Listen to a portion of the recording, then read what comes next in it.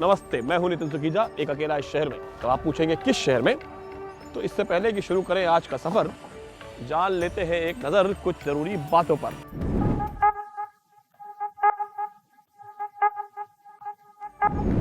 तो साहब, आज हम आपको कहाँ ले आए हैं? आज हम आपको ले आए हैं उस शहर में जिसे कहा जाता है शिव की नगरी। उस शहर में इसका नाम दो नदियों के नाम से मिलकर बना है, लेकिन वहाँ के रहने वालों को कहा जाता है कि छोरा गंगा किनारे वाला। इस शहर में, जो कि भारत के प्रधानमंत्री की पार्लियामेंट्री कॉन्स्टिट्यूंसी भी है। चलिए शुरू करते हैं आज का सफर। शहर का नाम है, आपने जान ही लिया होगा, वाराणसी।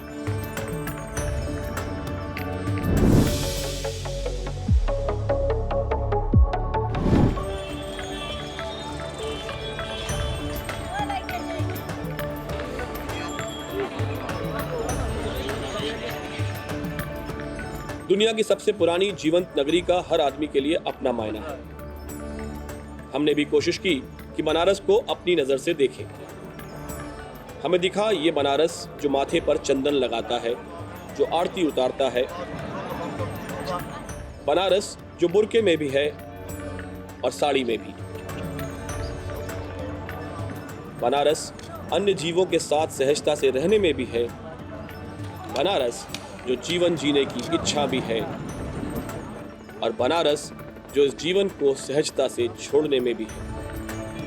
बनारस देवी प्रसाद जी की मस्ती में भी है। भंग का रंग जमा हो चकाचक, फिर लो पान चबाई, अब ऐसा जिया लगे झटका में पुनर्जन्म हो जाए कि खाई के पान बनारस वाला खुल जाए बंदे अकल का ताला।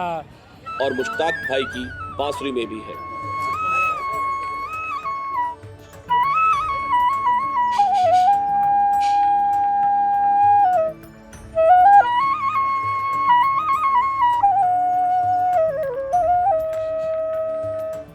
हमने गलियों में, घाटों में, लोगों में बनारस को देखा। तो आप जनरली हम आपको दिखाते हैं ऐसी जगह जो अनदेखी अनजानी होती है, लेकिन बनारस आ जाएं और घाट पे सफर न करें नाव से, ये नहीं हो सकता था। हर घाट की अपनी कहानी होती है। मिश्रा जी मेरे साथ हैं। मिश्रा जी पर्यटन व्यवसाय से जुड़े हुए हैं, कई सालों से यहाँ पे पुराने आदमी हैं। पिछले कुछ सालों में काफी चेंजेस आ गए हैं, क्या बदल गया यहाँ पे? बदला तो है कुछ जरूर जी, लेकिन जैसा बदलना चाहिए वैसा बदला नहीं। अभी आप गंगा किनारे घाटों में मिट्टी देख रहे हैं। जी जी जी। गंगा में सीवर का पानी भी आ रहा है, वो रुका नहीं है, अभी नहीं रुका है। तो जितना बड़ा प्रोजेक्ट था नमामि गंगे और पता नहीं क्या क्या सब चल रहा है, सब चल रहा है, काम कर रहे हैं लोग, लेकिन जिस स्पीड से होना चाहिए उस स्पीड से नहीं हो पा रहा है। पर्यटन व्यवसाय कोविड के बाद से तो बंद हो गया एकदम। ये बिल्कुल एकदम ठप हो गया। टोटली बंद। ये जो कंस्ट्रक्शन हो रहा है मिश्रा जी, काशी विश्वनाथ कॉरिडोर का गंगा जी के किनारे का ये गेट है। और इस घाट की खासियत एक और ये भी इसलिए प्रसिद्ध हो गया है कि मोदी जी यहाँ पे स्नान करके, हाँ, और यहीं से फिर काशी विश्वनाथ मंदिर गए थे। आप कह रहे हैं टूरिस्ट आ नहीं रहा है, प्रधानमंत्री पिछले दिनों में कई बार आ गए यहाँ पे। प्रधानमंत्री तो हमेशा आ रहे हैं, आ रहे हैं। तो उनका घर हो गया है जैसे। तो जब घर हुआ तब से आके संभाल रहे हैं ना। क्या संभाले हैं, महंगाई से लोग परेशान हैं। 400 की गैस 1000 की हो गई। तो ये फर्क पड़ता है लोगों को बनारस में कि हाँ, 400 गैस 1000 की हो गई? फर्क पड़ता है। खुश नहीं है कि मंदिर बन गया? नहीं, ये तो खुशी लोगों को है, बात नहीं है, खुशी नहीं है। लेकिन सिर्फ मंदिर से ही काम नहीं चलेगा। हमारा जीवन स्तर क्या है? आप गाँव में जाइए, गरीबों को देखिए तो मालूम होगा कि कैसे अपना जीवन यापन कर रहे हैं। आपने उज्ज्वला योजना में गैस सिलेंडर दे दिया, दूसरी बार रिफिल नहीं हो रहा। लेकिन भाई इसमें मोदीमय हुआ है पूरा बनारस, इसमें कोई दो राय नहीं है। इस चुनाव में वोट अगर जाएगा तो मोदी जी के नाम पे जाएगा कि योगी जी के नाम पे जाएगा? मोदी जी के नाम पर। योगी जी के नाम पे नहीं? ना, मोदी जी के नाम पर। ये आ गया मणिकर्णिका घाट, क्या कहानी क्या है इसकी? कहानी यह है सर कि जब सती जी आग में जली थी हवन कुंड में, शंकर जी बहुत क्रोधित होकर के उनकी बॉडी को लेकर के पूरा विश्व में टहल रहे थे। टहल क्या, उड़ रहे थे और बहुत क्रोधित थे। तो भगवान विष्णु ने सोचा कि तो विनाश अब निश्चित है, तो उन्होंने अपने चक्र सुदर्शन से एक एक भाग उनका काट करके 51 जगह वो है, 51 शक्तिपीठ कहे जाते हैं। तो उनके कान की जो मणि थी यहाँ गिरी थी, दूसरी कहानी यह है कि जब शंकर पार्वती जी के कहने पर बनारस बसने की उनकी इच्छा हुई, शंकर जी अब यहाँ कहाँ रहने जब वाले शिव हैं? से शंकर बने, गृहस्थ बने। हाँ। हाँ, तो विष्णु जी ने अपने चक्र सुदर्शन से कुंड की स्थापना की। पार्वती जी ने क्या किया, उसमें कुंड में अपनी कान की मणि जो थी वो डाल दी। वो डाल दी, छिपा दी। और शंकर जी के हमारे कान की मणि खो गई, आप खोजिए उसको। जब तक खोजेंगे तो नहीं। शंकर जी खोजने के लिए यहीं रह गए। फिर यहाँ पे कहा जाता है कि शायद ही कभी कोई ऐसा वक्त हो जब कोई चिता ना जल रही हो। अर्धरात्रि को थोड़े समय के लिए पूजन होता है, उसी लिए रुकती है, बाकी 24 आवर्स लास्ट जलती रहती है। मिश्रा जी, जी, ये जो टेढ़ा मंदिर दिख रहा है घाट पे, डूबा हुआ, आधा टेढ़ा हुआ, धसा हुआ, इसकी क्या कहानी? कोई पैसे वाला था तो उसने एक मंदिर, बहुत सुंदर मंदिर का निर्माण करवाया और माता से जाके बोला कि मैं आपके ऋण से अब मुक्त हो चुका हूँ, आप हमको आशीर्वाद दीजिए। तो माता ने कहा कि माता के ऋण से कभी कोई मुक्त नहीं होता। तो कहे चलिए, गंगा किनारे लाया, मंदिर दिखाया। माता ने जब मंदिर देखा तो मंदिर टेढ़ा होकर बैठ गया गंगा जी में। तब माता ने कहा कोई माता के ऋण से मुक्त नहीं हो सकता।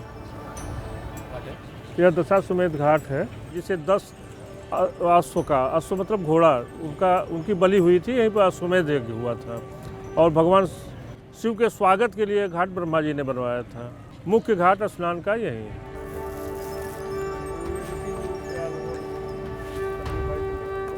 बाबा विश्वनाथ के दर्शन तो बनारस आकर आपने किए ही होंगे। हम आपको ले चलते हैं बाबा के एक और मंदिर, बनारस के पास कैथी में।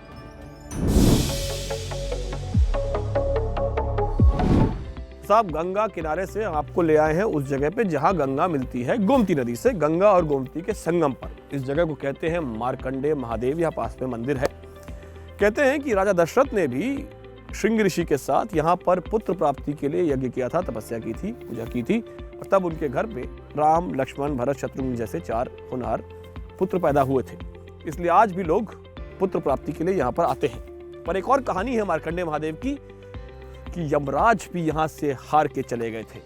पहले दर्शन कर लीजिए, फिर उस कहानी के बारे में जानते हैं। मार्कंडेय जी अल्पायु थे, शिव के वरदान से पैदा हुए थे। जब यमराज उन्हें लेने आए तो उन्होंने यही शिव की तपस्या की।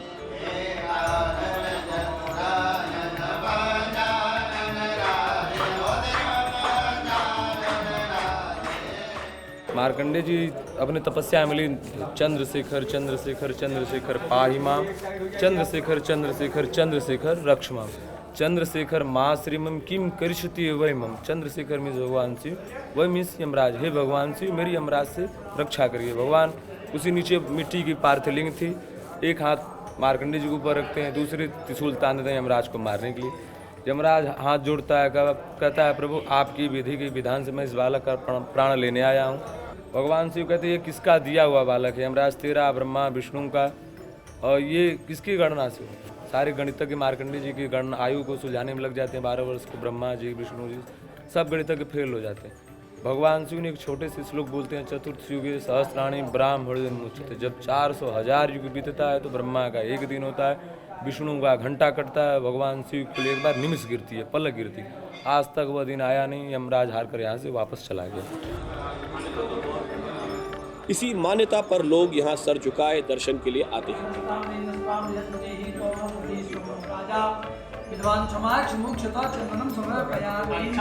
बनारस में एक और बड़ी रोचक जगह है।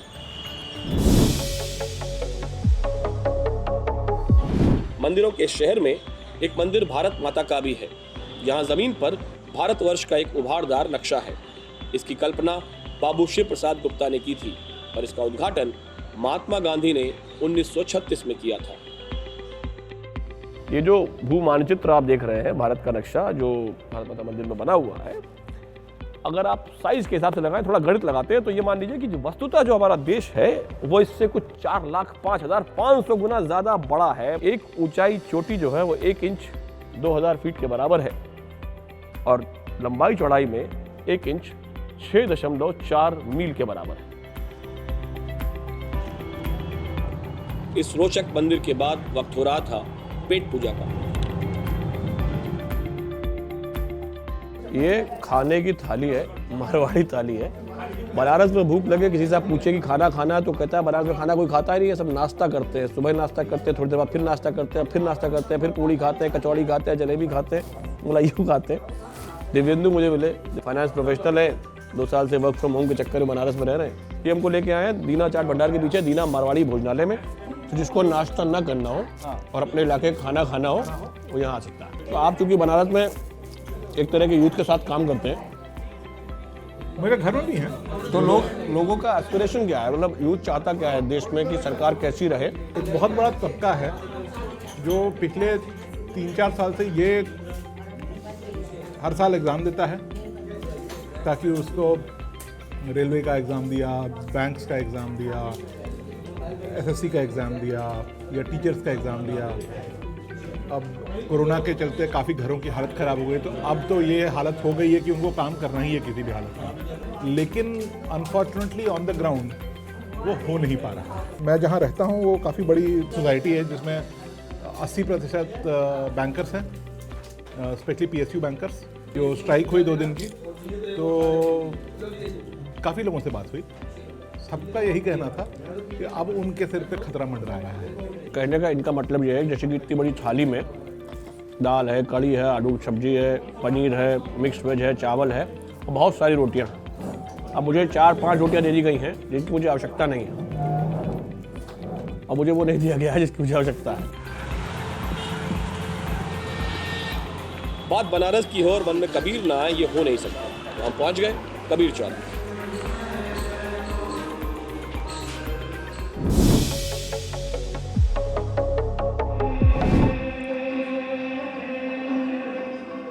नीरू और नीमा नामक जुलाहा दंपत्ति को बालक कबीर लहरतारा में मिले थे। उनका पालन पोषण यहाँ हुआ। इसे आज नीरू टीला कहते हैं। माना जाता है कि यही उनकी झोपड़ी थी। आज यहाँ नीरू और नीमा की समाधि है।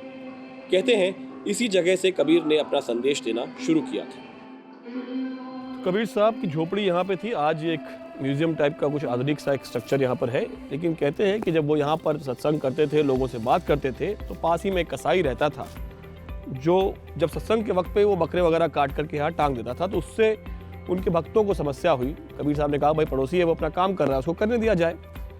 तो उनके भक्तों ने कहा कि नहीं ये तो गलत है, इससे पाप होता है और हमें बाधा पहुँचती है।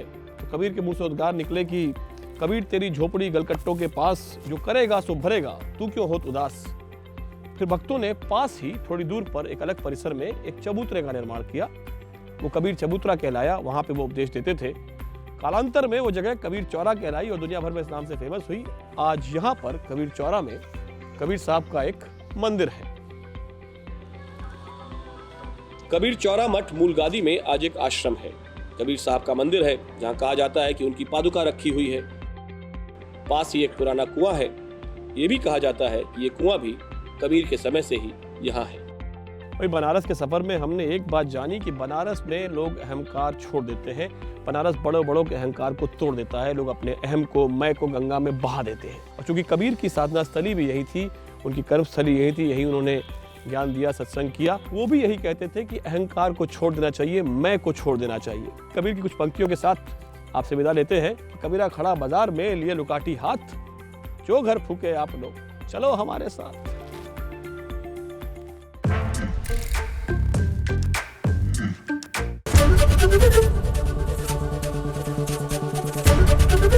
ABP न्यूज़ आपको रखे आगे।